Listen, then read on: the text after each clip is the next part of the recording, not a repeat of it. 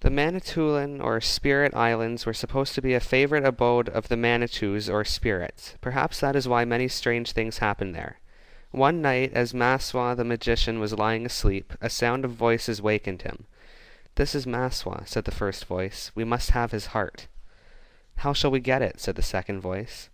"I shall put my hand into his mouth," said the first, "and pull it out that way." The magician felt a hand being slipped between his teeth. He waited until the fingers were all in his mouth, then he bit them hard and they came off. He heard a cry, then the strangers disappeared. In the morning he arose, but could find no trace of anyone. But when he came down to the water's edge, he saw a canoe with 2 people in it. They were sitting at each end of the canoe with their arms stretched out. When he came close to them, he saw they were fairies, and that they had been turned to stone. One of them had lost the fingers of one hand, so he knew they were his enemies of the night before. The canoe was laden with bags of all kinds of treasures, and it was the most beautiful boat he had ever seen. He lifted out the stone figures and put them in the woods. As he turned away, one of the figures spoke to him. "Maswa," it said, "the canoes of the Ottawa Indians will, after this, always be laden like our canoe. Your tribe was driven from their land by their cruel enemies, but they shall be rewarded for their bravery. The mighty spirit will help them, and they shall be given many treasures in their new home." The magician then went back to the boat and lifted out the bags. He carried the boat and hid it among the trees. When he opened the bags, he found meat and fish and many other things, and took them to his camp. As he rested in his lodge that night, he would have been very happy if he had not been so sorry for his old father and mother.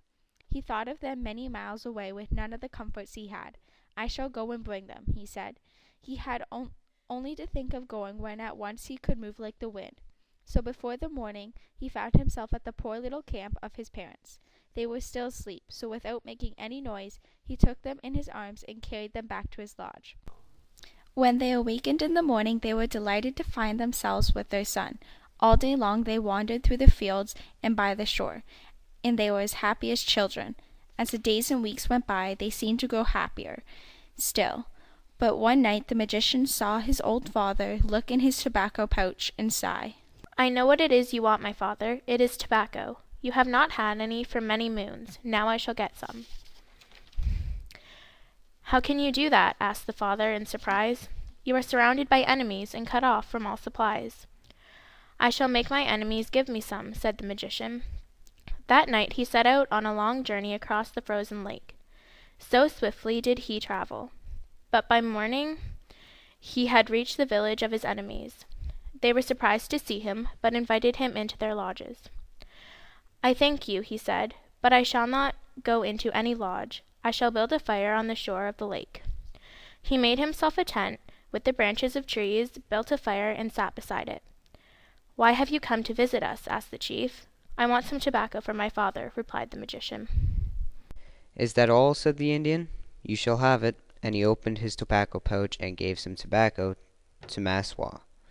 The other Indians did the same, so now the magician had a large supply to take home. When it became dark, he lay down to sleep beside his fire. In the middle of the night, the chief and some Indians rushed in, shouting, "You are a dead man!" "No, I am not," said the magician, "but you are." With his tomahawks he hit left and right.